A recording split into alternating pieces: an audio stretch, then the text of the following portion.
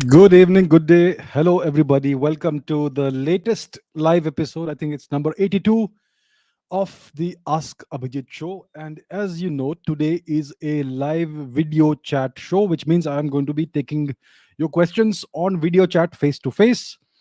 So I'm going to share the link for joining now.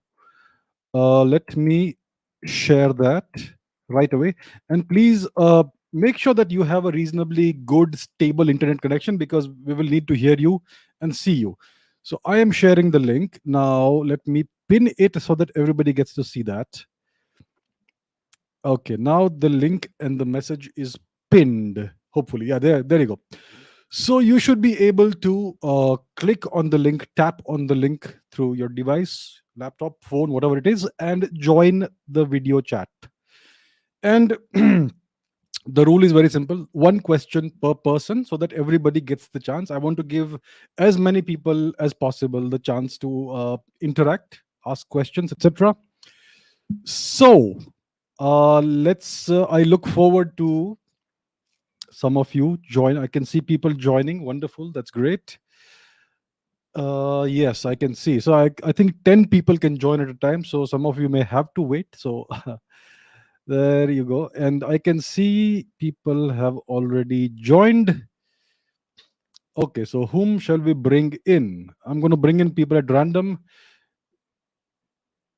Okay, let's begin with. Whom shall we begin with? Let us begin with. Hello, sir. Hello. How are you doing, sir? Sir, fine. Sir, I am from Where Deoghar, are you Jharkhand. from? Sir, Deoghar, Sorry? Jharkhand. Deoghar, Very Jharkhand. nice. Very nice to meet you, sir. Very nice to meet you. What's your question? Thank you, sir. Sir, my question is about military coup in India. That in every South Asian country and many African countries, there are military coups, regular military coups after their independence, so-called independence. Sir, then why in India no military coup has taken place since independence? Only one time emergency was declared. And sir, but India is also not, as we call the so-called independence. So, is there any role of the Congress that Congress has prevented India from military coup, like anti-coup measures, sir, like this? Okay, so I'm going to take the question about the military coup because it's one question per person. So, India is the kind of country where a military coup is not possible. It's too large a country, it's too diverse a country. So, there is this very interesting book called Coup d'etat by Edward Luttwak. Let me try and share that on the screen so that people can see that. Uh, just a minute. Uh, let me share that so people can see that book. And the book talks about the mechanics, etc., of a coup. One second, give me a minute. Screen.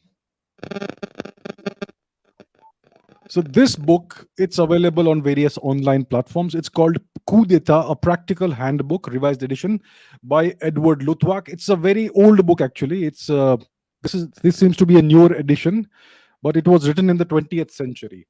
So that's what the book is about. It's about how it's a practical handbook. One second, where are you?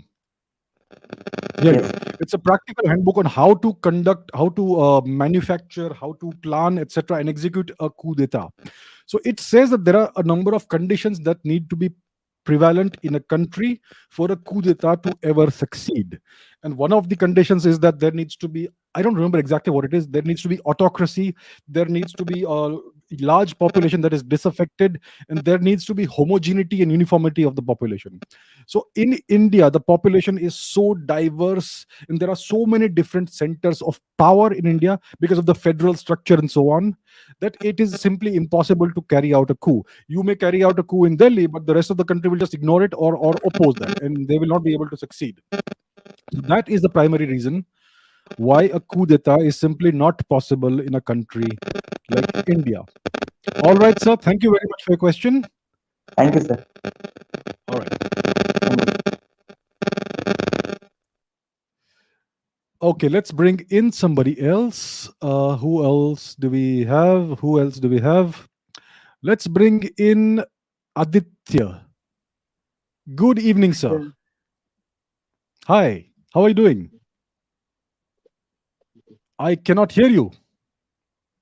Can you I'm speak, audible. please? Hello. Yes, now you're audible because you spoke. Okay. Yes, sir. What's your question? My question: we know that according to observer effect that particles are in the form of waves, but waves, but when we see them, their wave function become collapse and they become particles. Would you Yes. think that they also have consciousness like us? Okay, it's about consciousness and particles. So there are these philosophical theories. Let me tell you about two philosophical theories. One is called panpsychism, the other one is called cosmopsychism. So according to these theories, which belong in the realm of philosophy, consciousness is something that permeates the universe. Every rock, every plant, every particle has some element of consciousness in it. So that is the theory of panpsychism. There is consciousness everywhere, but the level of consciousness is different. So from what we know, human beings seem to have the highest consciousness. We seem to be the most conscious of all species. Animals may have maybe a lower consciousness. Are they self-aware or not? There are these various questions being raised by scientists, etc. So we're not quite sure, but obviously if you interact with animals, it's clear that they have a consciousness. They are aware of themselves, they are aware of us, they seem to have emotions. At least the animals that we interact with: dogs, cats, horses, cattle, etc., and so on. So consciousness seems to be present in living beings. uh, are microorganisms conscious? They certainly seem to be aware of the need for self preservation and all that in some way. So is there a limited form of consciousness there? And is consciousness also present in non living objects? So these are the questions that are kind of the matter of debate in philosophy. In the realm of science, we still don't even have a definition of what consciousness is. So in science, we don't talk about consciousness because we don't have a definition. There is some talk in quantum physics, observer effect, etc. There is this theory called the this interpretation of quantum mechanics called the uh, von Neumann Wigner interpretation. I think it is one of these interpretations in which they say consciousness is central to the observer effect. There are other interpretations that do not agree. So it's all up in the air right now. And then, like I said, there is this theory of cosmopsychism, which says that the entire universe is a conscious entity. There's a universal consciousness, and we are part of that. So these are theories that are around, but in science, when we talking strictly about science, we don't have answers yet. So that's the kind of overall overview I can offer to you, sir. All right. Thank you. It's my dream to meet Thank you you. very much for your question. Nice to meet you too. Nice to meet you. Bye. Okay. Let's bring in some other friends of ours. Let's bring in Mr. Rohin. Good evening, Hi, sir. sir. How are Good you evening, doing? sir. Rohan this side. I'm good. I'm good, Nice to sir. meet you. Pleasure to be on your Nice to meet show. you. Nice to meet you, sir.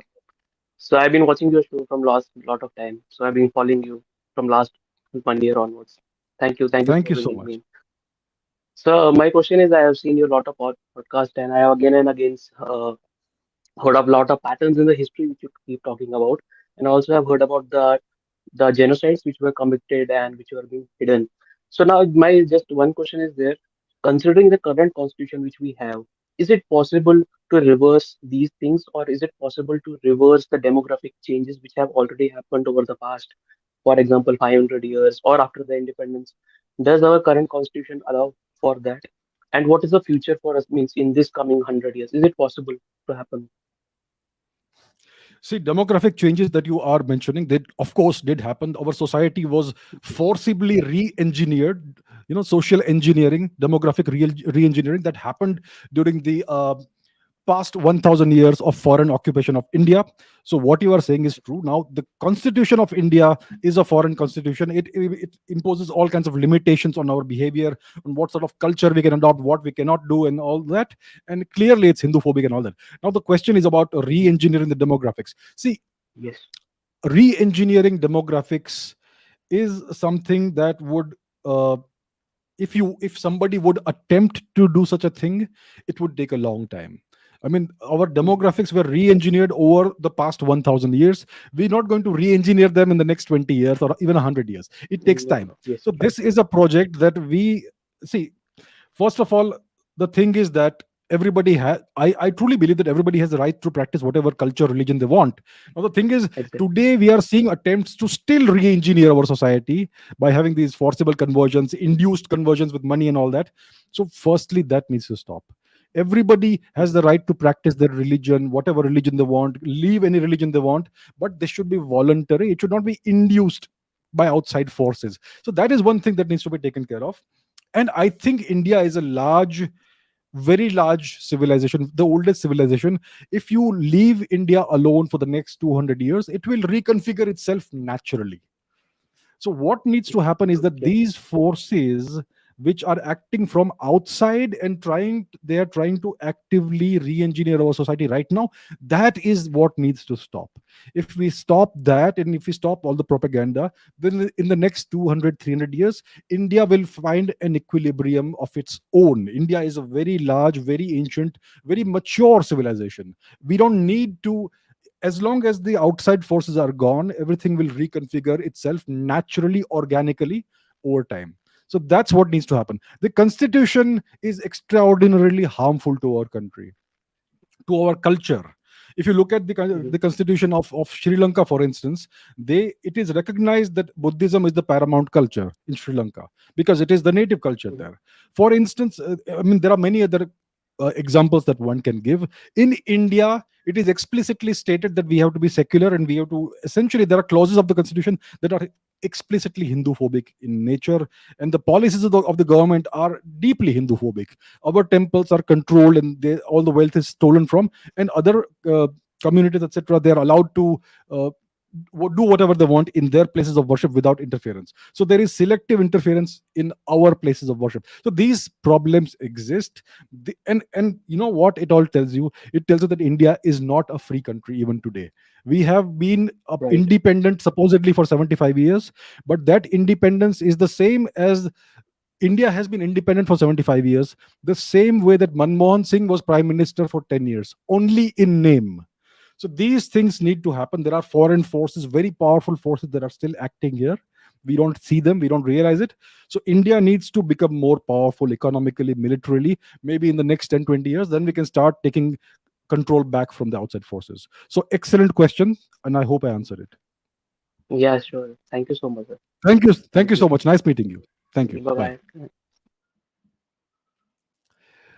All right. I can see who else do I see?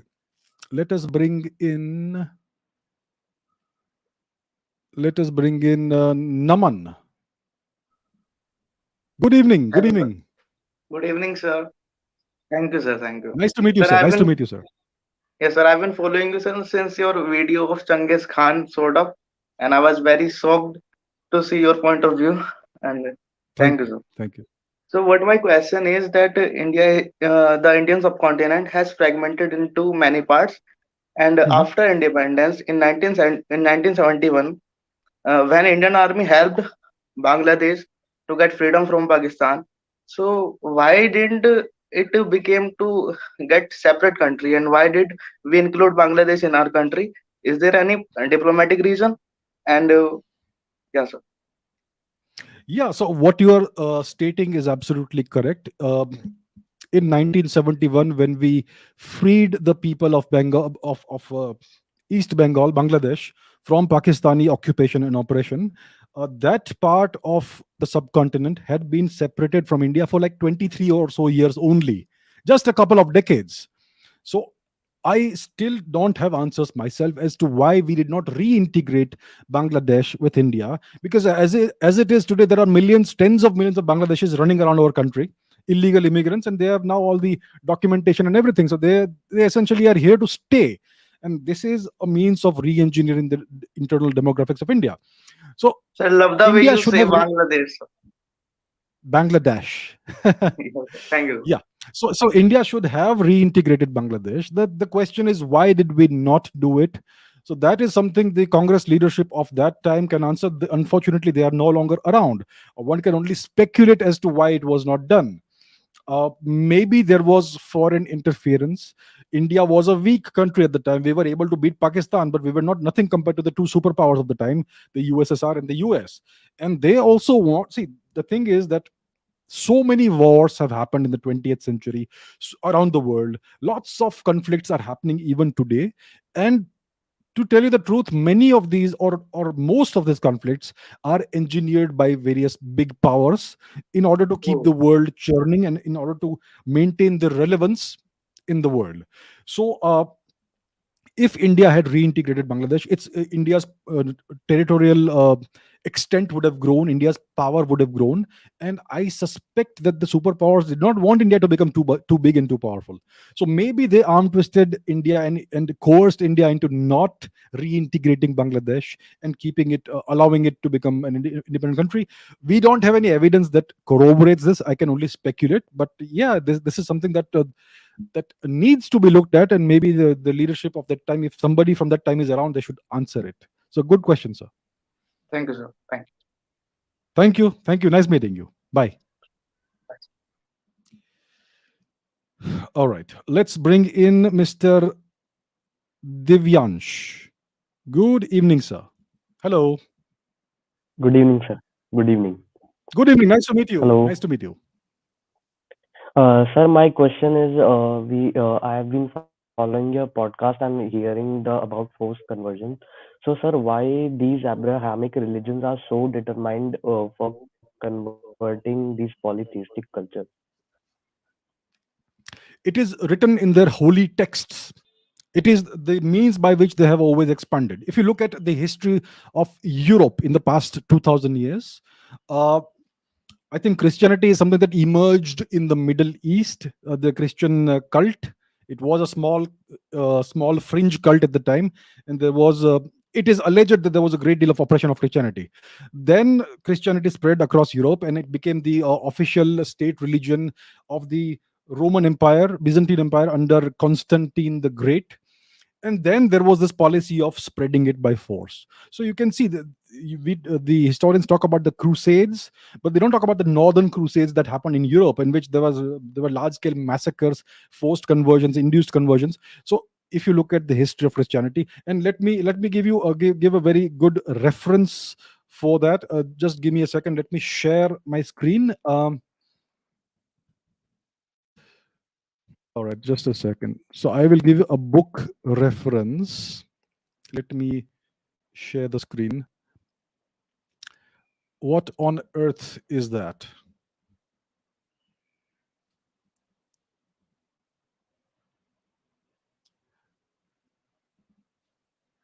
Okay, let me do it again. I think it's not been shared properly. Just give me a second. So if you look at this book, it is by an author called Catherine Nixie, The Darkening Age, The Christian Destruction of the Classical World.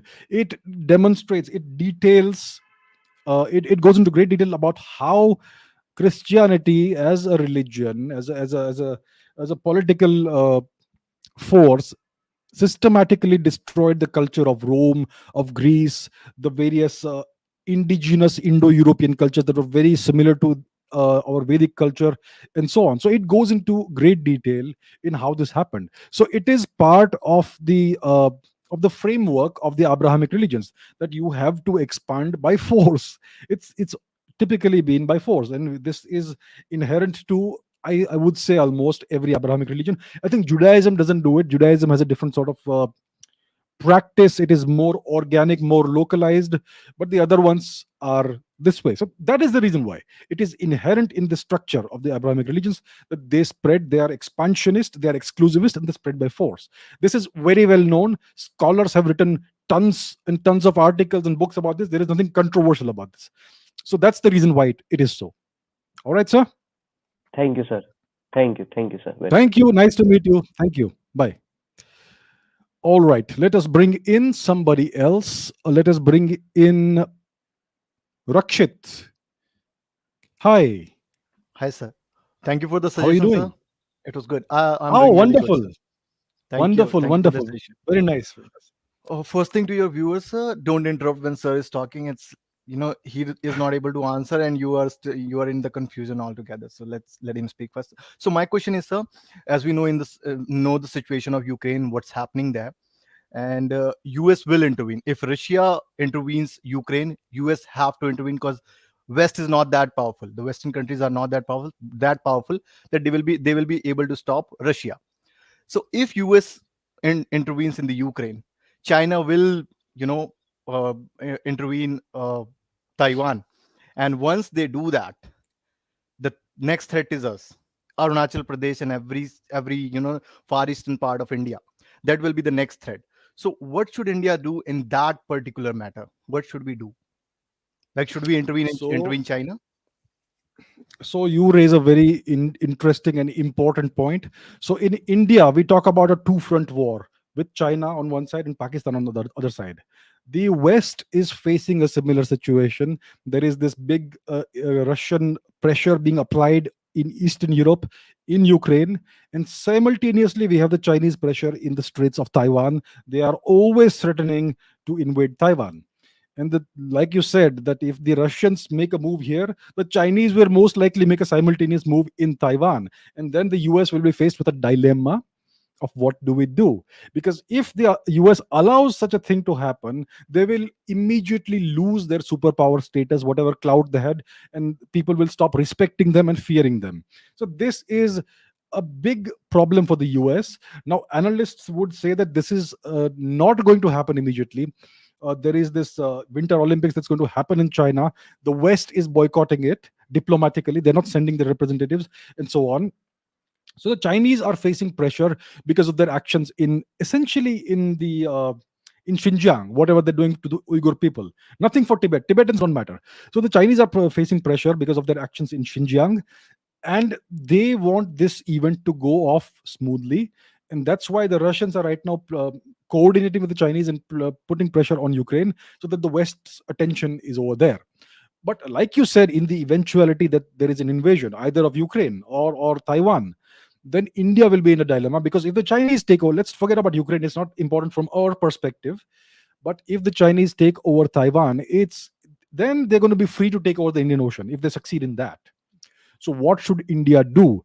Now India should do whatever it can based on its current capabilities. India is still not the match of China in the Indian Ocean, from the naval perspective or from certain other perspectives. But India has a great very good position when it comes to the Himalayas and the near abroad in the Indian Ocean. So if the political leadership is so willing, then in case there is a Chinese invasion of Taiwan, India should immediately secure Nepal and Sri Lanka. That's what India should do. So, because Nepal and Sri Lanka have been under Chinese influence for quite some time, the Chinese have been interfering in the Indian Ocean. They are creating this what do they call it? The string of pearls to encircle India, and in the Himalayas and beyond that also they're trying to encircle India as well. So if the Chinese do such a thing, India should immediately secure Nepal and Sri Lanka if the political leadership is so willing. And I think it should not be difficult to do that. We have the capability and the wherewithal to do that. So that's what I would say should happen, but it all depends on the willingness of the political leadership of India. Yes, sir. Uh, as you said that, let's say China intervenes the Taiwan. Okay, Pakistan is not in a condition that they can attack us. They're not financially stable right now. So we can attack China. And it will be a two front war for China. And they are not in. China is a superpower in terms of economy, but they're not a superpower in terms of military. Can we do that? It Do you all think? depends on how much the other forces, other powers will cooperate with India. How much support do we get from the US, essentially, especially in the Indian Ocean, Indo Pacific region? If they assist us, then we can do these things. Pakistan is not really a big problem. They will look out for themselves. The Chinese may do something. So it's a complicated issue. But if India gets the support, it's at least in the Indian Ocean region, Indo Pacific region, then we can do these things. So it will depend on those factors as well. Okay. So just last thing, I have a small query. Does language help, Only one question in per person, sir. Only one just question per person. just a simple query, sir? I have to be fair to everybody. Everybody gets one Okay. question, sir. Okay. Thank you, sir. All right, Thank you sir. for the Thank you so thank much you. for coming. Good, great question. Thank you. Bye. Okay. Let's bring in Mr. Pranav. Well, hello. Hello, sir. How are you doing? Sir, I'm fine, sir. Have you been on this show before? Yeah, sir. I've been on the All first right. one. Nice. Question. Nice to meet you again. Yes, sir. So, sir, my question is that you have released your video on your interaction with Dr. Niraj, right? It was a Yes. very interesting one. So, sir, can you summarize the entire video and tell the output of that video? Okay, let me summarize the video. Essentially, what Dr. Neeraj Rai has demonstrated through the interaction that I had with him, and also through his papers, all his research, is that the Aryan Dravidian divide is a myth. There is no such thing as a Aryan race and a Dravidian race. It is a lie. We are, from the genetic perspective, the same people throughout the Indian subcontinent. Yes, there are all kinds of different genetic inputs, small minor inputs here and there. The Northeast has the dimension of genetic input from the eastern part of Asia and so on. But overall, the Indian subcontinent is one genetic population, and the entire Aryan Dravidian thing is a myth. The ancestral North Indian, ancestral South Indian categorization that has been created is also completely baseless. It is a lie. It has been created by cherry picking data and only taking data that is convenient. So that essentially was the gist of the conversation. There are many other points that were discussed. I mean, he also mentioned that India is the true cradle of civilization from the perspective of agriculture. The presence of agriculture is attested from the archaeological record in India to be the oldest in the known world. More than 10,000 years ago, we had rice cultivation and so many other things. So we discussed a whole lot of things, but the main takeaway, I would say, is the complete destruction, the complete total demise of the Aryan invasion or migration theory, and the myth of a separate Aryan race and Dravidian race. So that's how I can summarize it for you, sir. Thank you, sir. Sir, one small Thank you. suggestion. Can Yes. you call this author Vikram Sampath? He has done a lot of research work on Veer Savarkar. So it will be very interesting for him to be in this podcast show of yours. Vikram Sampath. Thank you for the suggestion. Appreciate it. Thank you. Bye. Okay, who else is in here? Let us bring in Mr. Who else do we have? I can see two people here. Dilip Reddy. Well, hello. Hello, sir. Hello. How are you doing? Yes, sir. Yes, sir. Sir, I want to know who is the most powerful in India, who can control and change the constitution. Okay, okay. So, who is powerful enough in India today to who would be powerful enough to change the constitution? As of today, nobody. As of today, nobody is powerful enough to change the constitution. The constitution is deeply entrenched in the system. Recently, I mean, not recently, a few years ago, the current government tried to amend the constitution and create this. What was the amendment? It was the NJAC, Judicial Amendment, to make the judiciary more accountable. And the Indian Supreme Court immediately threw it out, even though it was constitutionally done properly. The entire all the states were taken into the picture, into consideration, and it was done as per the correct process, this constitutional amendment. And yet the Supreme Court simply threw it out. It kind of tells you that the Supreme Court, in some way, even though it's an unelected, unaccountable body in India, which is unaccountable and unelected, and still they seem to be in some ways more powerful than the elected government of India. They can just throw out an amendment because they don't like it, and they made some excuse. It goes against the so-called fundamental structure or core structure of the constitution, or something, which is the term they have invented recently, it looks like. So they want to keep appointing judges themselves, and that sort of thing. So as of today, as is demonstrated by this incident, even the Prime Minister of India and the entire elected electoral system of India is not powerful enough to even make a small amendment that the judiciary doesn't like. So as of today, it is not possible for anybody in India to change the constitution. We are talking about something bigger. We are talking about the fact that we need to get rid of this foreign constitution and create a new one that is Indian in nature. And as of today, it is just a pipe dream. It may be remain a pipe dream for the next 10, 20 years also. So that is the situation we are living in. We are not really free. You see? So that's what I can tell you, sir. Gentlemen. Thank you for the question.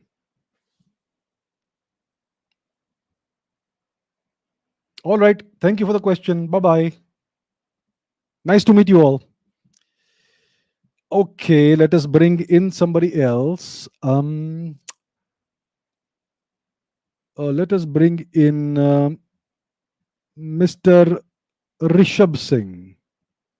Hello, good evening. Can't hear you, sir. Can't hear you. You're muted. Namaste, sir. Namaste, namaste. Nice to meet you. It's a great fan, sir. Great fan. Thank you so much. Thank you. So my question is, do the genetics disappear? For example, throughout our history, we see when a invading force invades a country. So does the genetic nature of that particular area or territory changes? For example, if you take the case of Turkey, when the Turks colonized Turkey, does did they change the entire genetic makeup of that territory? Because some people today claim that the modern Turks are not the descendants of the Greeks that lived in the pre-Turkic era, but are the descendants of the invading Turkic people. So, what is your view on this? Yeah, that's a very good question. So let's take the example of Turkey. So what we know from history is that the present day country of Turkey, let's go to the map. Let me show the map so that it's clear to everyone. Just give me a second. I will share the map on the screen. If it will open. Okay, where is the map? Here's the map of the world. Let's go to Turkey. So we know where India is. Let's go westwards towards Turkey. So this here is Turkey. This is the modern nation of Turkey. The peninsular region is called Anatolia. Historically, it has been called Anatolia. So the Turkic Anatolia. peoples, they originated in Eastern Asia. Okay, in the northern part of Eastern Asia, north of Mongolia and Siberia, etc. That's the original homeland of the Turkic people. Now, because of the sudden expansion of the Mongol Empire in the 13th century, the Turks fled from that and they went westwards into present day Kazakhstan, present day Eastern Europe, and then they went southwards. And then that's how they entered the present day geographical region of Turkey, Anatolia. Now, Anatolia was not empty at the time, it was home to an indigenous population. Anatolia essentially is old Greece. If you look at the archaeological remains, etc., you will find in Turkey, in present day Turkey, you will find elements of Greek architecture, Roman architecture, all that. So it was home to an indigenous Greek population. Now, what happened is that these conquering Turks, they were very small in number compared to the original population of Greece. What they did was they did genocide, massacres, all that, and then they took the women captive and had children with them. So if you look at the original Turkic people, they look very different from today's citizens of Turkey. Today's So citizens of they were Turkey, they look like mongoloid in nature. correct. You're right. Yeah. And today's citizens of Turkey, they look like Europeans. They look like the local Greeks, Armenians, Georgians, etc. So if you examine their genetics, you may find Turkic patrilineal lineages in them, but the matrilineal lineages and overall genetics are local European, Anatolian, Greek, Georgian, Armenian, Bulgarian, etc. Slavic, perhaps to some extent, mostly Greek and Caucasus region genetics. So that's what happened. So when a conquering population comes into a region like this, the genetic input is very little. For instance, the Turks conquered India as well. They were ruling India for quite some time, northern India mostly, eventually other parts of India. But if you look at the genetics of the Indian Muslims, you will find almost no Turkic or foreign contribution in that. And that has been demonstrated multiple times through genetic research. And people talk about Aryan invasion, etc. Where is the genetics for that? We have all the same genetics, Aryans, North India, South India, and so on. So the genetic input is very less, especially in India, and it proves there was no invasion, first of all. And in Turkey, again, you find the majority of the genetics are local. All right, sir. Okay. Thank you, sir. Thank you. Thank you. Great question. Thank you. Bye. Thank- Okay. Let us bring in somebody else. I will need to see your faces, gentlemen, ladies, if I want to bring you in. I will need to see people's faces. Anyway, let's bring in Mr. Arush. Hello. Hello, sir.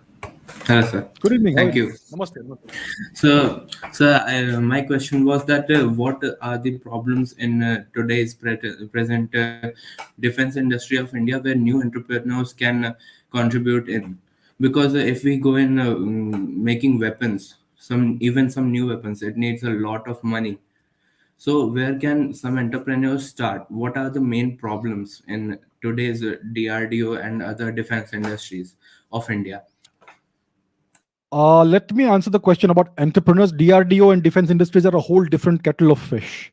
So let's say you are a new engineering graduate, you have lots of ideas, and you want to start artillery business, a company that manufactures, let's say, artillery weapons, howitzers or whatever.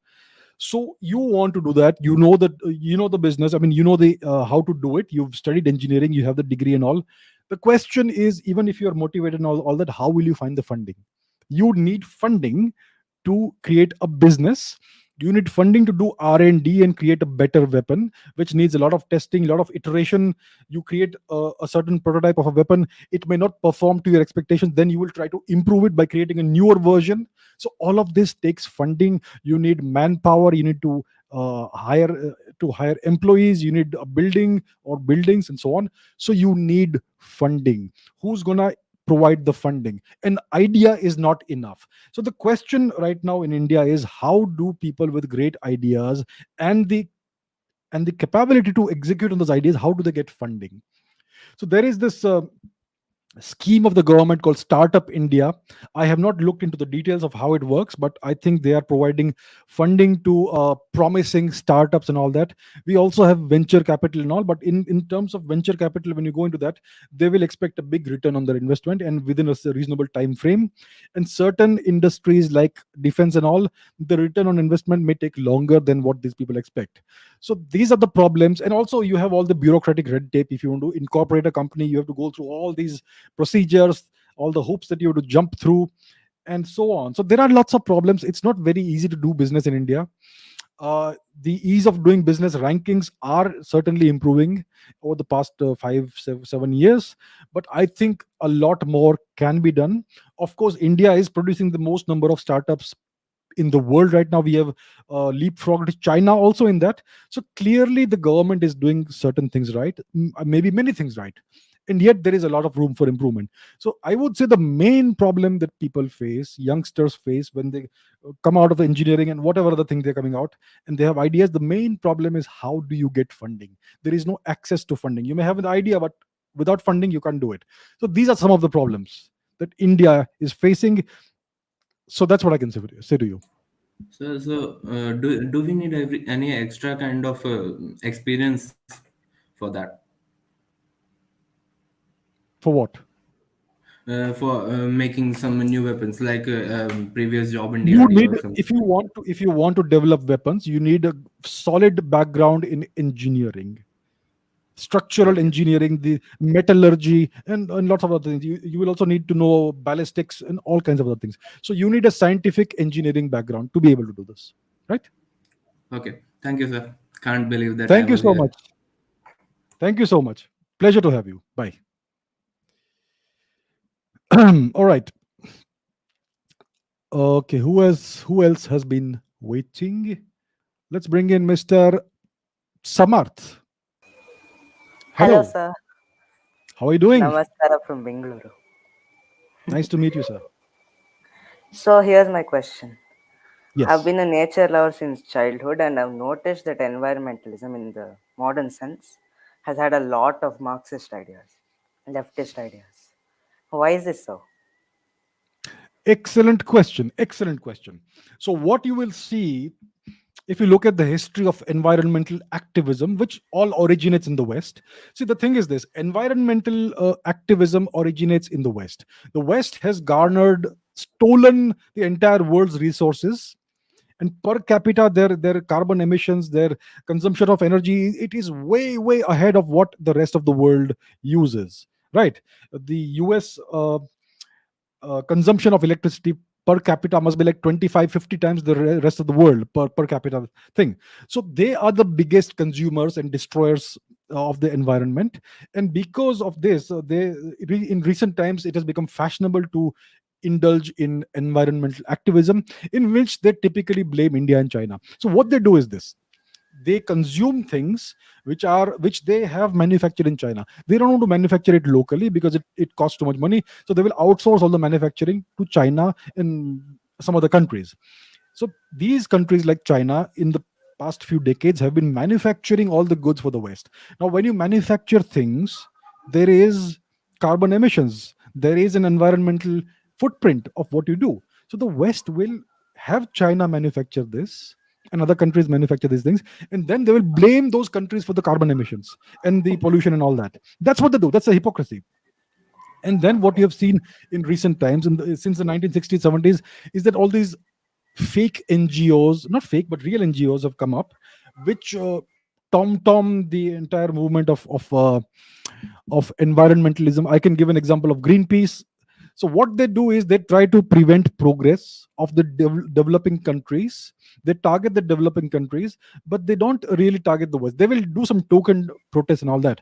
So all of this has been co-opted by the by essentially by certain very powerful forces in the West to keep Eastern countries, developing countries, to keep pressurizing them. That's what it is. And like you said, the Marxists, the leftists, the so-called liberals, fake liberals, they've taken over the movements. Feminism has been hijacked.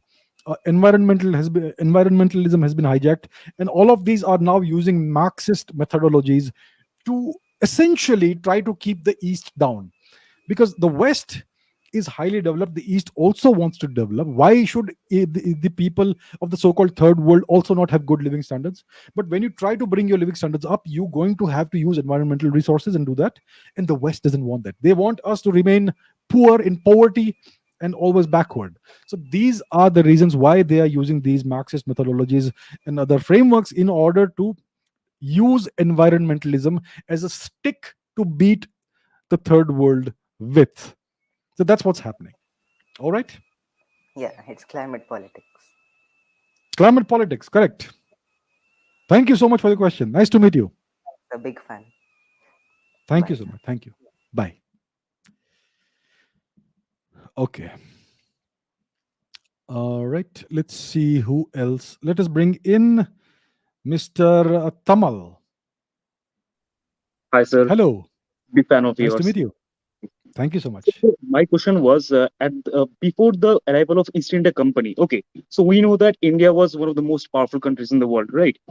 But before the arrival of East India Company, how come the Britishers was able to acquire more arms and ammunitions that they were able to come in a position to invade India?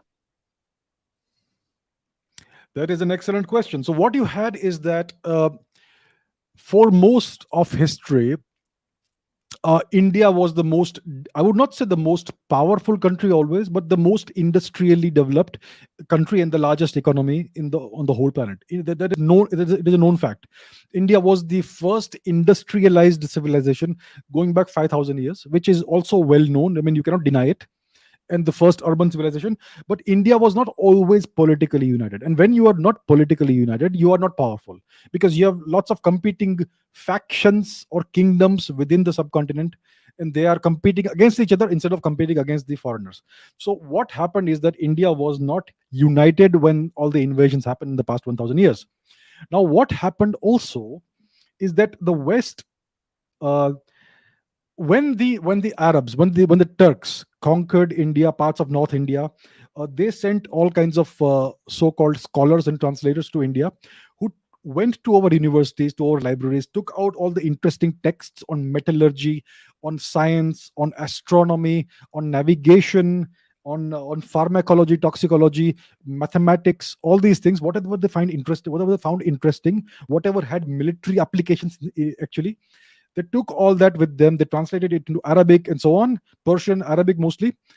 And eventually, all this was transmitted to the West. So, this new source of knowledge came into the West, and the West was already Christianized, which is a political religion. It is an imperial structure. So, they weaponized all this knowledge.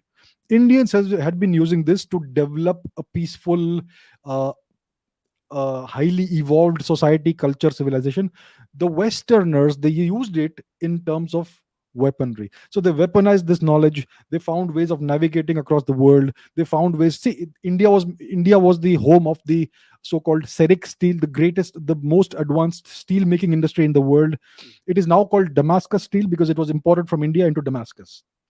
So so all of these industries, ship making industry, the steel making industry, all of these secrets traveled to the West. They weaponized everything, and then they used it to invade the rest of the world. So the invasions happened after all of this scientific knowledge made its way to the West. The invasive mindset was always there, but the new knowledge, the new technologies, it these all of this acted as a force multiplier.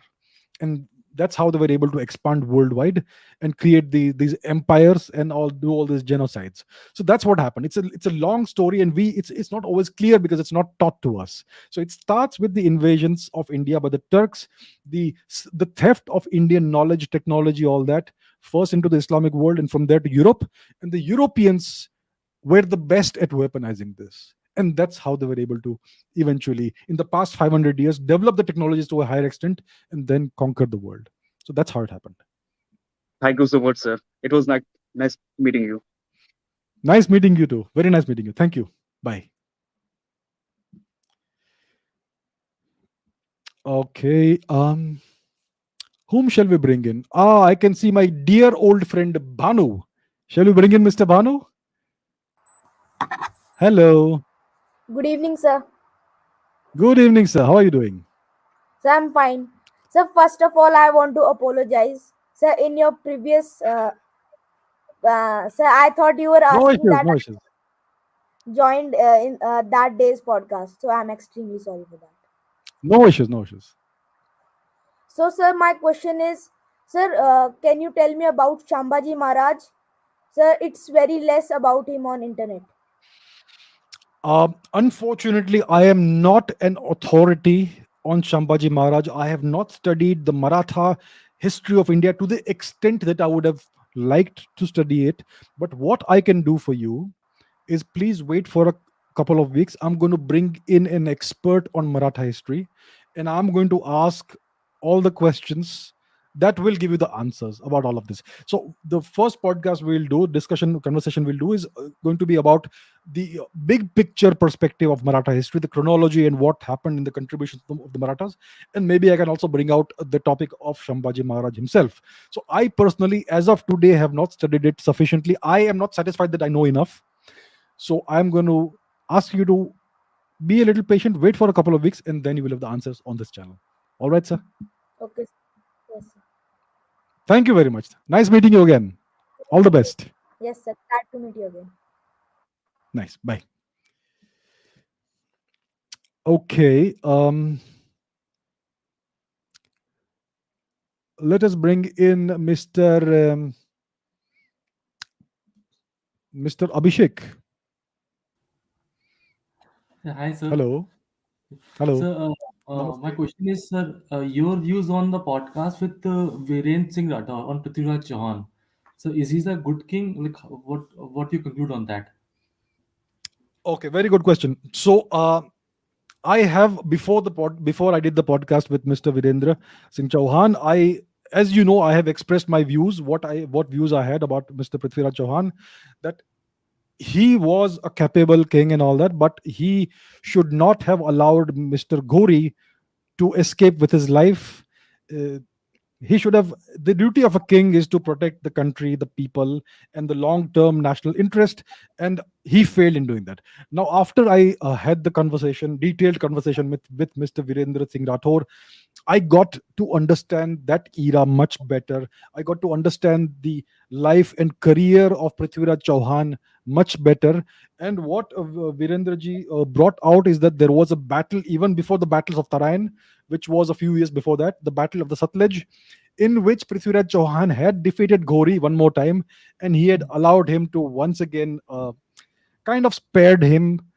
So, and what Mr. Virendra Singh Rathore also brought out is that most of Prithviraj Chauhan's enemies or adversaries outlived him. despite Prithviraj Chauhan being such a great warrior and capable warrior. So there clearly seems to be, in my opinion, a certain lack of killer instinct. He was too magnanimous, too kind, too generous to enemies, right? And when you talk about greatness, how do you measure the greatness of a king or a queen or a ruler? You measure the greatness of a king or a queen or a ruler by the scale of positive impact they had on their kingdom and on the people of their country, right? And what was their legacy? So if you look at the outcome of Prithviraj Chauhan's rule, he may have been a great person, a very noble minded person and all that, and a brave warrior, but he ended up losing to the Turks, to Ghori. He presided over the destruction of his, over the end of his dynasty essentially, and the destruction of his kingdom, and the massacres and genocide of his people, the destruction of the temples and architecture, everything. So if you look at the legacy of Prithviraj Chauhan, it is a legacy that is terribly negative, unfortunately. As a person, he may have been a very nice person, great person, but his legacy is that of defeat. And when a king's legacy is defeat, you cannot call him a great king, unfortunately. So my view overall has not changed. I'm very thankful to Virendraji. One more podcast is coming up in the future. Very interesting discussion, but my overall big picture view of Prithviraj Chauhan has not changed. I do not see him as a king who has a positive legacy. I do not see him as a king who safeguarded the long-term national interest of his kingdom, and therefore I do not see him as a great king, unfortunately, sadly. Right. So I hope I answered your question. Yes, sir. Thank you, sir. Thank you. Thank you. Nice to meet you. Nice to meet you. Yeah. Bye. Okay, Mr. I is very impatient. Let's bring in Mr. I. Good evening, sir. Good evening. Good evening, sir. Can you hear me? I can hear you, but I can't see you. My system Will you is a bring it? bit Okay, no annoying. issues. No issues. What's your question? Yeah, so, sir, I currently study in a IGCSE school. Okay. Yeah. Okay, so I'm in 8th grade. So next year, which is Yeah. my ninth, I have to choose my subjects. So I just wanted to Right. ask you, should I choose subjects of my interest or subjects of less interest, but they'll help me economically in my life in the long term?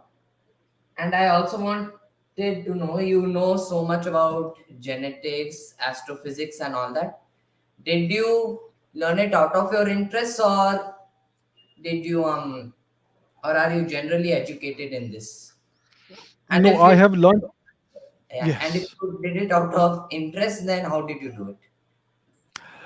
So all of these subjects that I have learned, such as genetics, it has never been part of my formal training, formal education. My education, formal education, is that of a theoretical physicist. Not a theoretical physicist, just a physicist. But I chose theoretical physics. But as you can, I suppose, see, I have a reasonable amount of knowledge in other fields as well, like you mentioned, genetics. So I studied genetics out of my own interest. The thing I discovered is that if you have studied physics to a high level of competence, then it gives you the tools that you need to understand other sciences as well. Right. Physics is the most fundamental science. If you know physics to a high level of competence, you will understand chemistry very easily. It won't take you much time to master chemistry if you choose to. Then again, biology comes very easy if you have already studied physics, and genetics is a sub branch of biology, and so on. And I've always been a very curious person, and so on and so forth. That's why I have learned things, I have studied things out of my own interest over the years. So that's what I've done. So that's what I can answer. And as far as your choices are concerned, you have to, firstly, you have to succeed in life in the long run. Like I said, a king's only duty is to ensure the long term prosperity and national interest and security of his kingdom and his people. Similarly, as a person, your duty is to ensure your personal long term prosperity and success. So that has to be paramount. I mean, let's say you are into, I'm just giving a hypothetical example. Let's say you are passionate about music and you want to become a guitarist. But is there a long term career in that? You have to also think of that. So you have to be practical, you have to be pragmatic, and life is long. You're a young guy, life is very long. You can always follow your passions later on. So I would say ideally you should find a kind of synthesis between whatever subjects interest you and also the subjects that will give you a long, prosperous, financially good career. If the two don't merge, then maybe you should uh, at least temporarily go for a career that is going to give you success, financial success. And the thing is, you should try different things for the first 10, 20 years of your adult life. You can try different professions based on whatever you've studied, and eventually the world will change enough for you to be able to make a good living out of whatever your passions are as well, because the world is changing very fast. So that's what I would say. Firstly, always ensure that you play defense properly, which means that ensure that you have a good career, right? So that should be the primary motivation, primary factor that decides your choices of what kind of subjects you will take up going forward. All right, sir. Okay, sir. Thank you. Nice meeting you. Thank you. Bye. Okay, let's bring in somebody else. I can see lots of people waiting in the wings. Let's bring in Mr. Krishna. Hello. Good evening, sir. It's a huge honor for me to be here with you, sir. Very nice to meet you. Good evening. Namaste. Namaste. Namaste. Sir, I just want to ask you that there are so many speculations regarding our Rig Veda and Sanskrit as well. So I just want to know what is the true age with proper evidence. What is the true age regarding the Vedas and our Sanskrit? And what is the proper evidence that we have regarding these two and according to archaeological survey and recent studies, sir?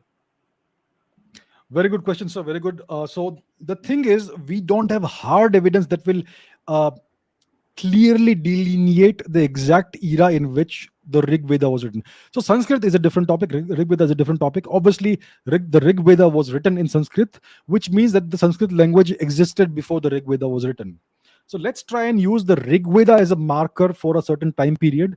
So how do we determine the age of the Rig Veda? That is the big mystery. So if you look at the mainstream historians who have been writing books for decades, they will say that the Aryans invaded India around 1500 BC, and around 1200 BC they sat on the banks of the Saraswati. No, the Saraswati is a myth. Sorry. So around 1200 BC or so, they had settled down enough and destroyed the India and Dravidians enough so that they could write the Rig Veda.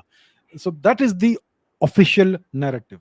Now, if you examine the text of the Rig Veda, you will find certain things. You will find that it's a snapshot of a certain time period of Indian society. Our ancestors, when they lived in a certain time period, you will see a snapshot of that time period and the society and the culture of that time in this text, the Rig Veda. And it also gives you geographical clues and things like that. For instance, it talks about a lot of rivers. And among these rivers, one name is mentioned more than all other names, and that is the Saraswati. It talks about the great river Saraswati more than any other river. There are entire sections devoted to the to extolling the greatness and the virtues of this great river.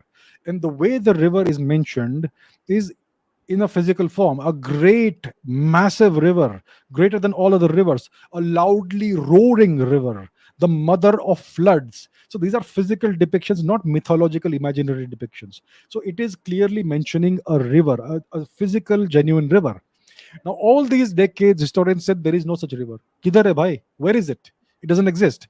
But today, unfortunately, geology and science and satellite images, etc., they have busted this myth.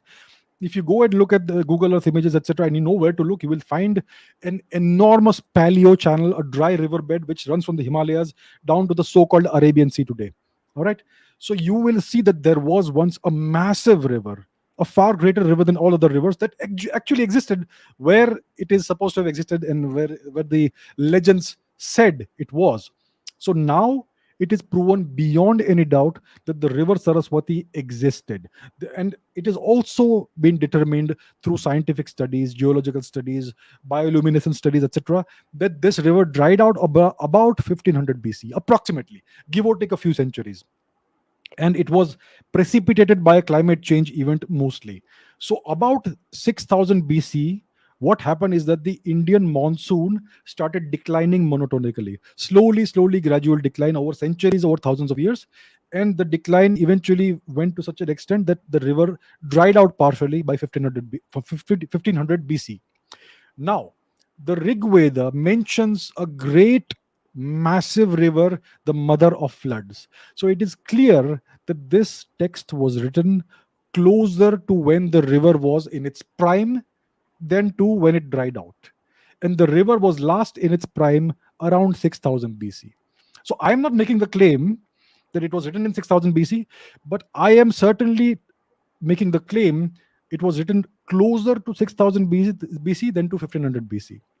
So this would indicate that the Rig Veda is about 5 to 8,000 years old, most likely, and that would make it the world's oldest known literature in human existence.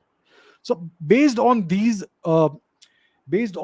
data points, one can reach an educated guess as to when this text would have been written, but it is still impossible to pinpoint it accurately. But further research will be done by scientists, not by historians. Scientists are going to lead the research in the 21st century, and hopefully we'll be able to find better clues and find the actual time when it was done.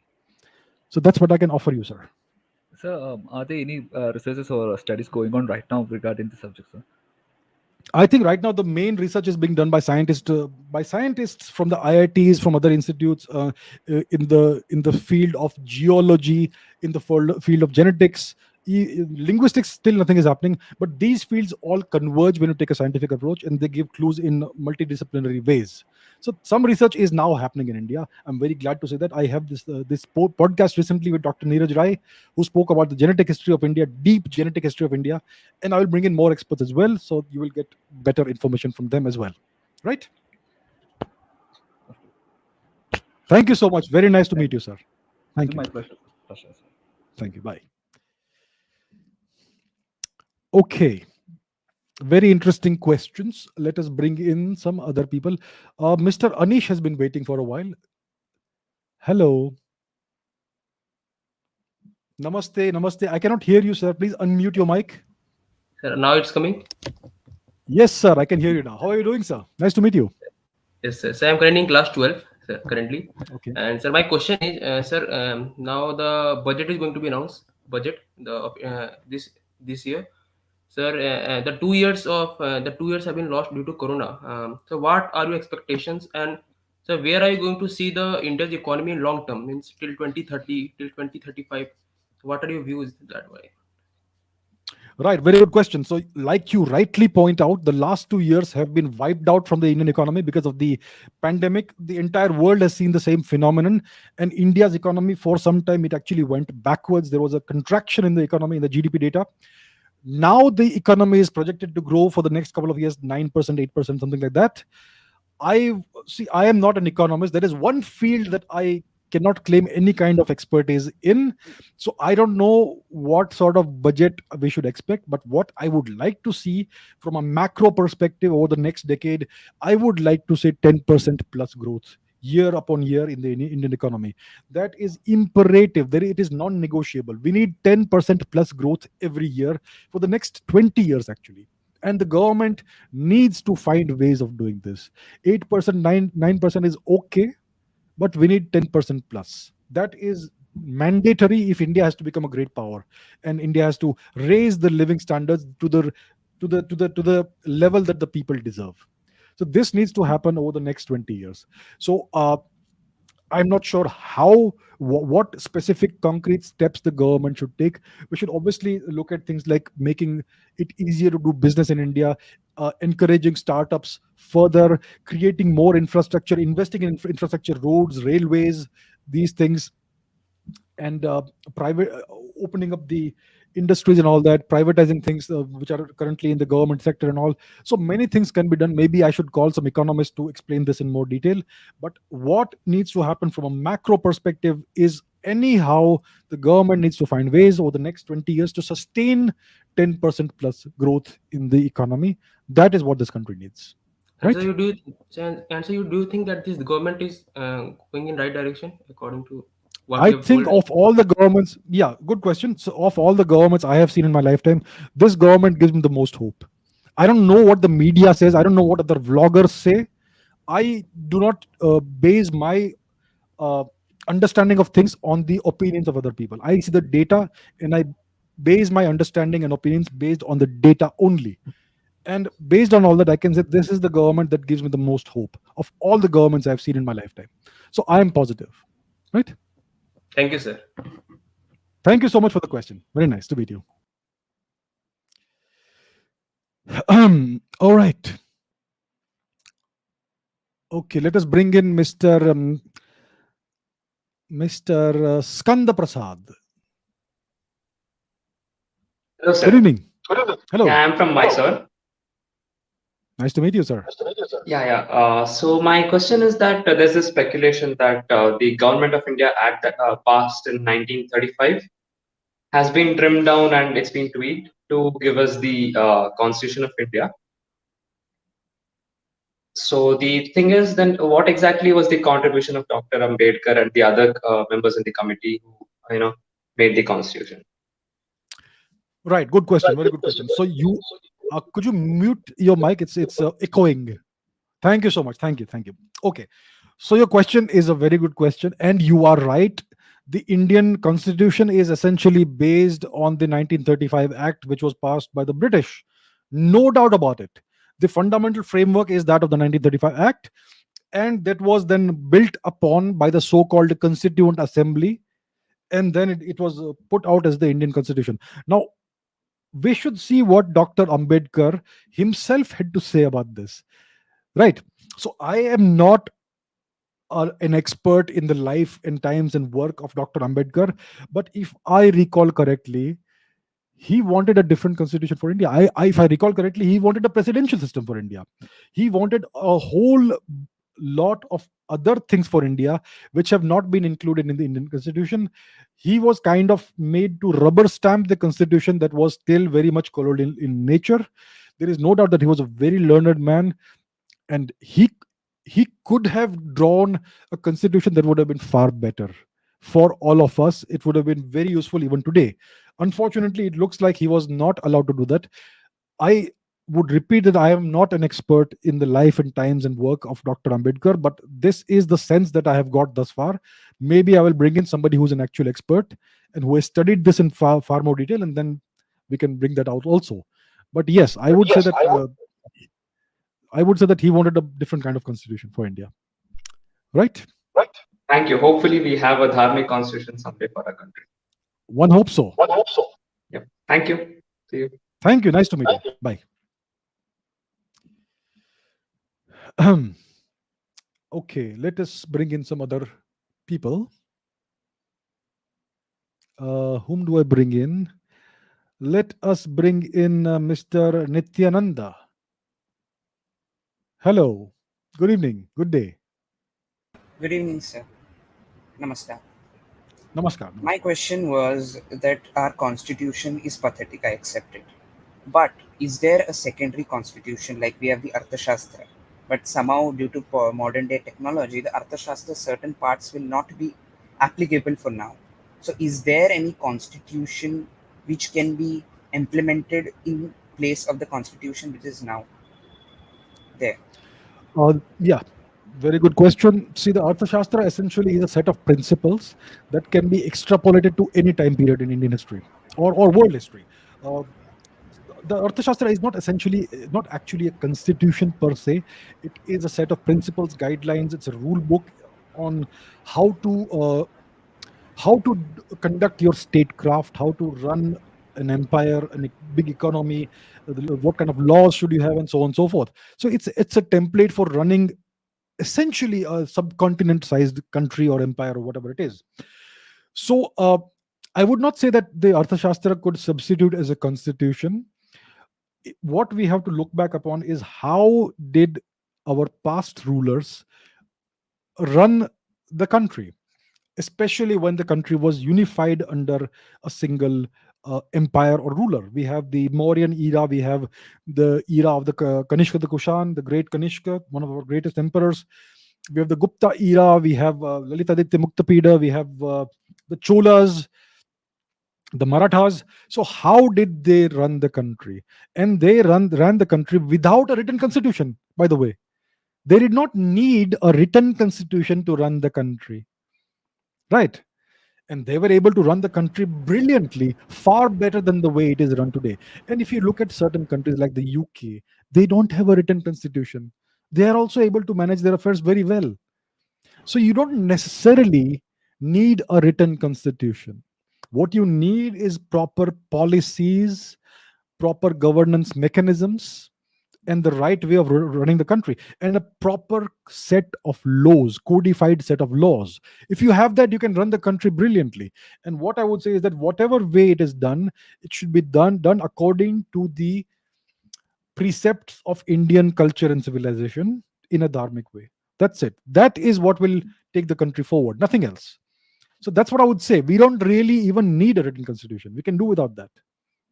So, sir, Right? in the Arthashastra, it is said that monarchy is the right form of government. So, do you agree with it, sir? Just sorry for Well, asking I such would. questions. No, no. Okay, let's go into that. Let's look at the last 10,000 years of human history, and let's look at all the successful cultures, civilizations, empires. What form of government did they have? This democracy that has been imposed upon the world in the last 100 years or so, it is an experiment. It is not something that is proven to work. I mean, look at the experiments in democracy in various parts of the world. What do you see happening there? Corruption, disasters. And democracy was born in India. India is the birthplace of democracy, but we always had a hybrid system. We had democracy at the lower levels and an emperor at the higher level.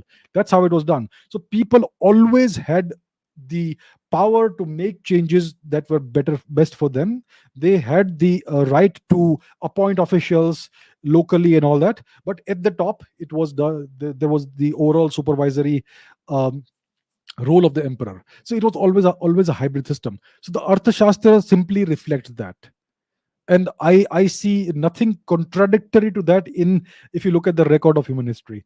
The most successful form of government historically in the past 10,000 years has never been the pure democracy, the so-called pure democracy we see today. It's always been a monarchy system. So the history bears that out, unfortunately, or fortunately, whichever way you see it. Right? Thank you, sir. We'll love to meet you again. Nice to meet you. Thank you for the questions. Thank you. Bye. All right. Whom do we call in? Let me bring in. Let's bring in Mr. Kabir. Oops, he's gone. Sorry, it looks like he went off. So let's bring in somebody else. Let's bring in Mr. Yash. Let's bring in Mr. Yash. Hello. Namaste, sir. Namaste. Namaste. Nice to meet you. Thank you, sir. Sir, my question is the artificial robot mentioned in Radha Bosch time. It is true, sir? I'm sorry, I didn't get you. Please repeat that. Artificial robot in the Raja Bosch time. I listened that. It is true or Okay, the question is, was there an artificial robot in Raja Bhoj's time? yes, sir. Well, I have not come across this piece of information, so I don't know about it. Unfortunately, I have never come across this claim or this record of any robot existing at that time. So unfortunately, I don't know. I don't know. Okay, Sorry. sir. You know, please make the video file. I will look into it certainly. All right. Thank you so much. Nice to meet you. Thank you, sir. Bye. Thank you. Thank you. Bye. Okay, let us bring in. Let us bring in Mr. Prakhar. Hello. Can't hear you, sir. You're muted. Could you please unmute the mic? Namaste. Namaste. Am I Namaste. audible now? Yes, you are. Yeah. So first of all, truly grateful for the opportunity. Uh, Most welcome. and I wanted to ask, we know that Mughals did horrific things like genocides and worst of the things, but still, they conquered the kingdoms according to the correct way. For example, Britishers divided and ruled. They were not morally correct. In like morality is obviously subjective, but still, whatever in front of the principles uh, dharmic principle, they were correct in some way. They defeated the previous king and took over the nation kingdom. So, what are the things that are not yet known in the common mainstream that Mughals committed? They were really wrong for that sort of principle, morally wrong, principally wrong. Okay, very good question. I get it. So you're talking about the ethics and morality of warfare. What is right in warfare? What is wrong in warfare? What did the Mughals do right? What did the British do wrong? That sort of thing.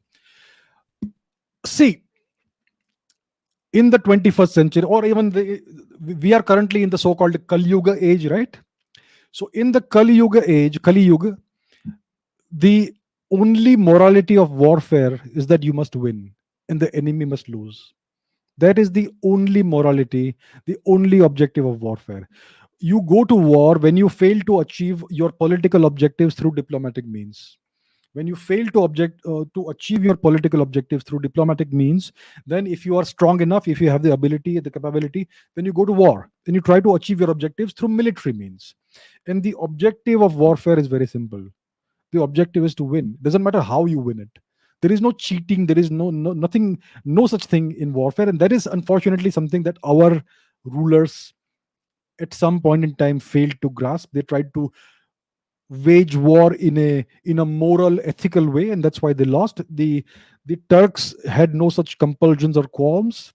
They were happy to break the rules that the Indians would not break, and that's why the Indians lost. Now, the British had their own way of fighting war. They also indulged in politics, in the divide and rule, divide and conquer kind of policy. So all of this is all valid in warfare. The thing that is unethical is the way you treat the conquered people. That is the most horrific thing these people have done, and there is no real difference between what the Turks did and what the British did. Even our kings and emperors used to wage war. They used to fight amongst each other. It is known. If you look at the expansion of the Gupta Empire, it was done by conquering all the kingdoms in India, all the way down south by let's say Samudragupta. But what Samudragupta would do is, after he would defeat a certain king, he would reinstate the king and keep him as a governor who would send tribute to Samudragupta. And the civilian population was never ever harmed. No civilian was killed, no civilian was abused or hurt, nothing was destroyed. There was no burning, no looting, no pillaging, nothing. And these are the ethics that Indians always had. The Turks and the Europeans, they broke all these ethics. And that's just the way the world is today. It is a terrible world. You can see all the same things happening in the 21st century as well. So, to summarize, I would say that from a realistic perspective, from the Chanakyan perspective, you have to expect your enemy to be the worst form of barbarian. You cannot expect the enemy to follow any rules. You have to be prepared for all eventualities. Right? So the only objective of warfare is to win. And these guys knew that. Unfortunately, at that time, we did not know that. The Marathas knew it. The Marathas knew how to win. They were happy to cheat and deceive the Turks, and they were able to win. So the Marathas had a very different philosophy of warfare. So it's very interesting, all these things that you brought out. But overall, the only purpose of warfare is victory. Achieve it anyhow. That's the way the world works, whether we like it or not. Okay. Thank you. Thank you for. Thank you for a great Okay. question. Nice to meet you.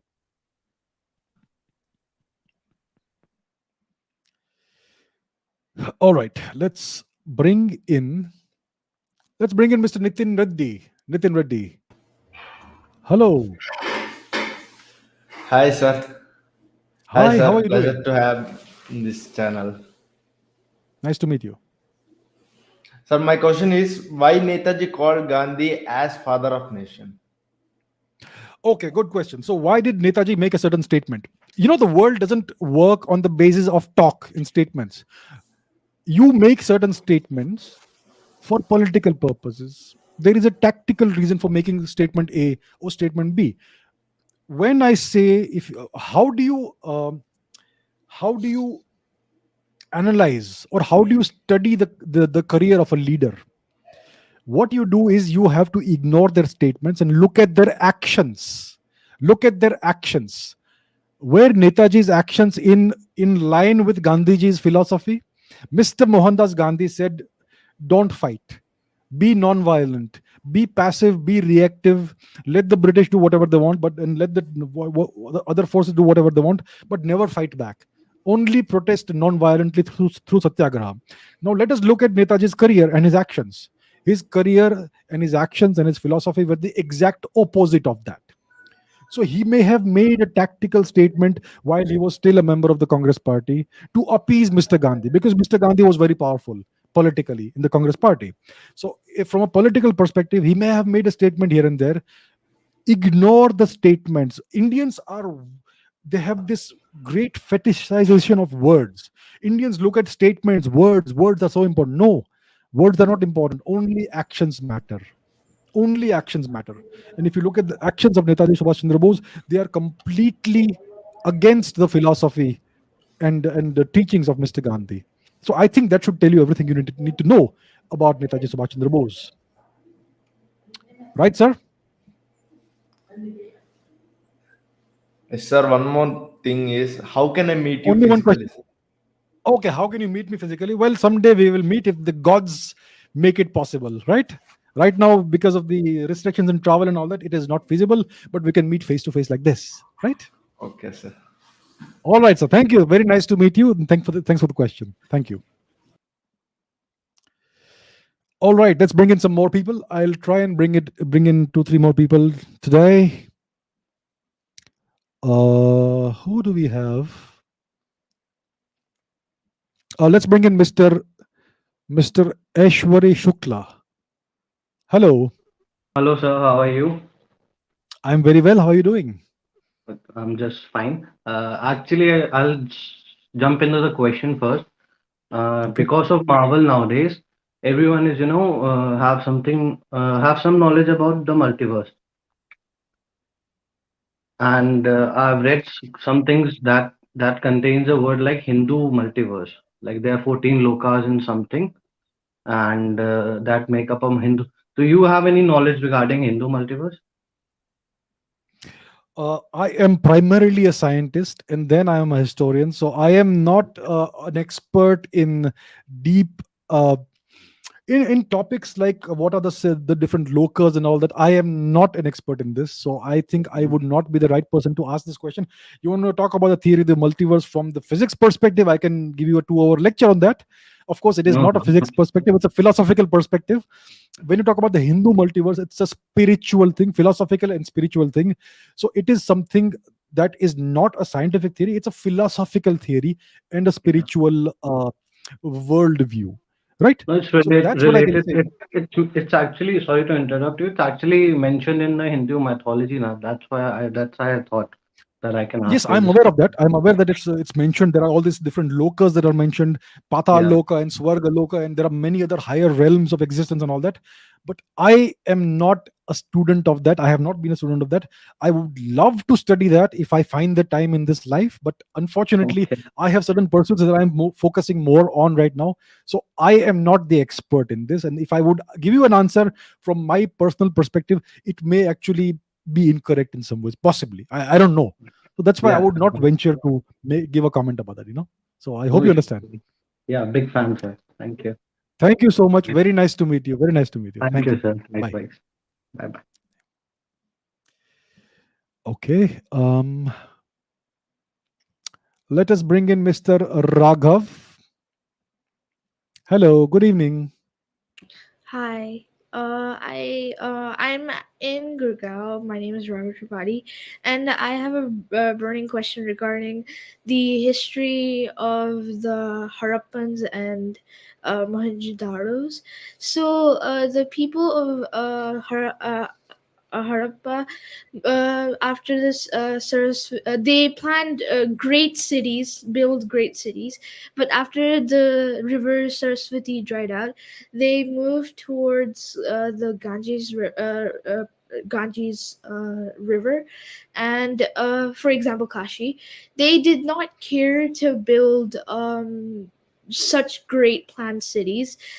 For example, my dad, he is from Nade, Vanaras, and told me this question, and I thought it would be great to ask it. Very good question. It's an interesting question. So if you see, if you look at the time period of the so-called Harappan era, the Harappan phase of India's civilization, you find that you had this massive urbanized civilization in the western region of India, the so-called region of the seven rivers, Sapta Sindhu region, where you had the great cities of Harappa, Mohenjo-daro, Kalibangan, Rakigari, and so many more. And even the small towns were very well planned and they had multi-storied buildings.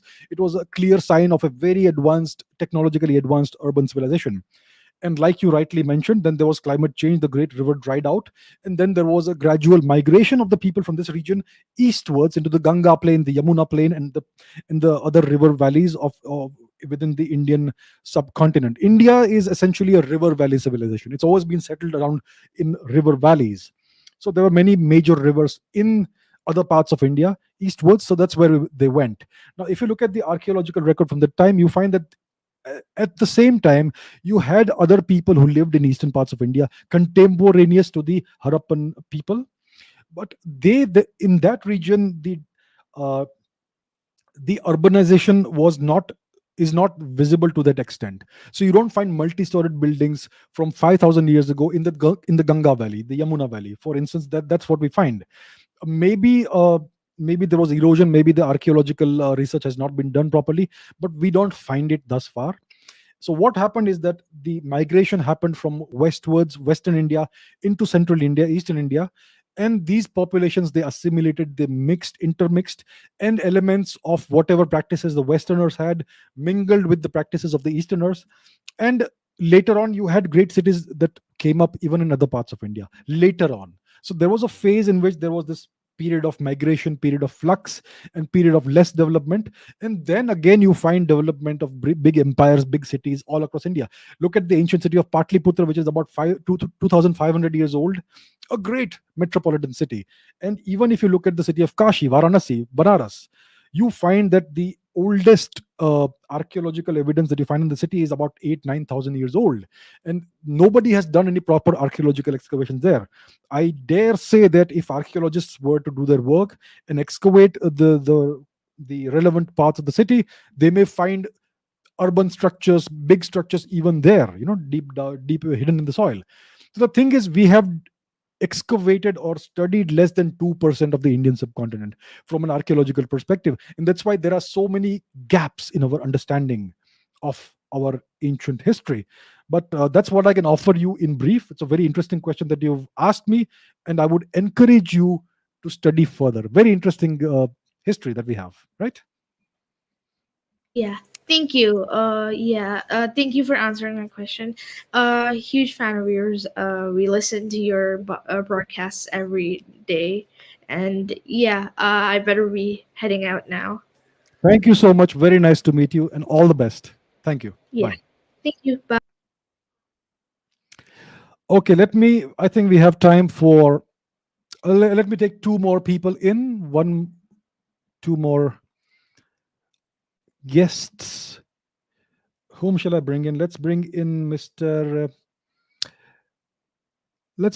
Neil. Hello. Good evening, sir. Good evening. How are you doing? I'm fine, sir. Sir, I wanted to ask, this is my opinion, but uh, doesn't reading too much books about different personalities destroy our own critical thinking ability? So, for Mhm. example, 1,000 year before today, there were not many books, but still there were many great thinkers. Like, for example, Acharya Chanakya also, he might not have read many books to write Arthashastra. So, sir, what's your opinion about this? Okay, very good question. So if you read too much, you may get too much data in your head, and you will not be able to develop your own personality. That is the perspective you're offering here. So Yes. and what you're saying is that we did not have a lot of books in the past, and we have too many today. So I would offer you a different perspective. 1,000 years before today, we had a large number of great universities across the country, and each of these universities had a huge library. You had libraries all across the country, and all of these universities were razed to the ground by the Turks, and all the libraries were burned. It is well known, it is recorded by observers that the great library in Nalanda burned for months. It burned for Yes. months. So imagine the number of books we had there. And in a university library, you have books on all topics. You have books on the sciences, on astronomy, on mathematics, on philosophy, on culture, on spirituality, on history, historical records for thousands of that went back thousands of years back into India's past. And that is just one library. We had so many universities: Nalanda, Takshashila, Tilhara, Vikramshila, Udantapuri, Shardapit, and so on and so forth. So I think India was the land of learning. You had millions of books all across the length and the breadth of the country. All right. So historically, we have had books, and people were reading books. I would say that if you ingest, let's say you're consuming data by reading books, and you read, let's say, 100 books in 2 years or 3 years, it's going to give you different perspectives. It's going to broaden your horizons and give you different kinds of data and different kinds of knowledge. Now it's up to you what you do with the knowledge. You can choose to believe some of the knowledge, you may choose to reject some of the knowledge, you may allow some of this knowledge to shape a certain kind of worldview, and it all depends on you. So you are the final arbiter of what you do with the knowledge that you may choose to consume. So I would say, from my perspective, this is my personal perspective, you don't have to agree with it, it's perfectly fine. My perspective is that if you read more, if you gain more knowledge, either by reading books or watching documentaries or listening to podcasts, or whichever way works for you, if you expose yourself to more information, to more perspectives, it kind of broadens your horizons and gives you a better perspective of the world, and then you can draw your own conclusions. It will not destroy your personality, I don't think so. Sir, of course, factual documentaries that we have to listen, but I am talking about self-help books like how to cure Oh, depression, what is that kind of thing. So, okay, I was and not aware that you're talking about self-help books. and sir, reading autobiographies of people, how they overcame obstacles in their life. I'm talking about that sense, but I totally understand what you are saying. Right, right. So that's what I can say. It's all about perspectives. Of course, these days you have all kinds of opinions that are being marketed as knowledge. So that is always a problem. Self-help has become a big industry for some reason. So it's up to you whether you want to consume that. I think eventually you will, if you read enough self-help books, you will start understanding that all of this is also marketing, and much of it is actually incorrect. So you have to trust your own wisdom and judgment. That's what I would say. Yes. Thank you, sir. Nice to meet you. Thank you very much. Bye. Thank Okay, let's bring in Charmy. Good evening. Good day. Good evening. Wherever you are. How are you, sir? I'm good. How are you doing? So I'll just straight away come to the question. So, sir, Sure. like we know now that the Aryan invasion theory is false, and by various sources, it's been proven that it's rather India out of India theory is a lot more valid. But when you talk to the South Indian people, they are a very good friend of mine and they're very good people. But they still tell that, like, no, that the Aryan invasion theory proving wrong is actually propaganda. And Yes. so, how do you deal with that kind of mindset? And there are lots of prominent people who still are not accepting this, and like, I mean, how would I say, the breaking India force is still kind of like trying to prove it's a wrong theory. So, Yes. how do we deal with it? Right. So the point you have raised is absolutely correct, very valid. And I would say that this attitude is mostly prevalent in Tamil Nadu and Kerala, more than Yes, other South Indian states. If you look at absolutely Karnataka, Andhra Pradesh, then you don't see this attitude at all. So it's correct. only in a couple of regions, which you like you said, and what you find is that, see, I don't blame these people for the beliefs they hold. These are all nice people. I know so many of them. And the thing is that today what we have is that the education system has not doesn't give us the ability of discernment. What is right, what is wrong? How do you reach the right conclusions? It doesn't teach you, yeah, Yep. how to do this. The education system simply tells you that that obey authority and believe whatever your teacher says. So today that has been replaced by all these authors and all these propagandists who go on the media. If you look at the Tamil media, if you look at the Tamil political ecosystem, they are all very much anti North India, and they are very much Tamil supremacist. And they it is in their benefit, it helps the politicians if they keep this Aryan invasion theory alive, because it creates a sense of victimhood, that we have been oppressed, and then the politicians can claim that we politicians are going to help you, and we're going to save you from this oppression, we're going to uplift you. Yeah. So politics, it's all based on creating divisions, fractions, and all those things. So that's why the politicians have kept this theory alive. The politicians have all the money, and that's why the media also does that, because they are bought by the politicians and the academics and all that. And of course, like you mentioned, there are these breaking India forces who want to keep these theories alive, to create these divisions within the rest of Indian society. They will say that the tribals are the real Dravidians of India, and the fair skinned people are the Aryans, and all the nonsense. So it is all a battle of perception. The factual data has nothing to do with all these theories that are being put out and the narratives that are being peddled. Yeah. So what needs to do is, if you want to combat this, we have to reform the education system and give the young kids the ability of discernment, how to judge what is right and what is wrong, how to recognize false news, fake news from real news, and all those things. So that is, unfortunately, it's going to be a long haul, because we have not even taken the first steps towards that. Yeah. In the meanwhile, what we can do is we can keep disseminating what the real facts are based on scientific evidence. That's all we can do. But thank you for the question. Very good question. Thank you, sir. And sir, one request: you should try Yeah. to do some live stream sometimes a different time, because in Australia it's already like too late, or rather too early morning. So it's Where it's are you? it's Where nice are you that you, located? Australia. You're in Australia. Okay. So I will see how that works. My main audience is in India, unfortunately. So it's always going to be inconvenience for some people here and there. But hopefully you can watch a replay of the live stream if that works for you. Sometimes I'm just Yeah. saying, not all the time, but All right. sometimes. Sure. All right. I'll Thank keep that you. in mind. Thank you. Nice to meet you. Bye. Okay. Let's bring in one final person for today. And who's going to be the lucky person? Let me see. Let's bring in Kea. Hello. Good evening. Namaste. So okay, Can't hear you. I have a lot of points to make. So it's basically I'm just going to talk about the status of women and all of that, things related to that. And so firstly, I think I'd like to start by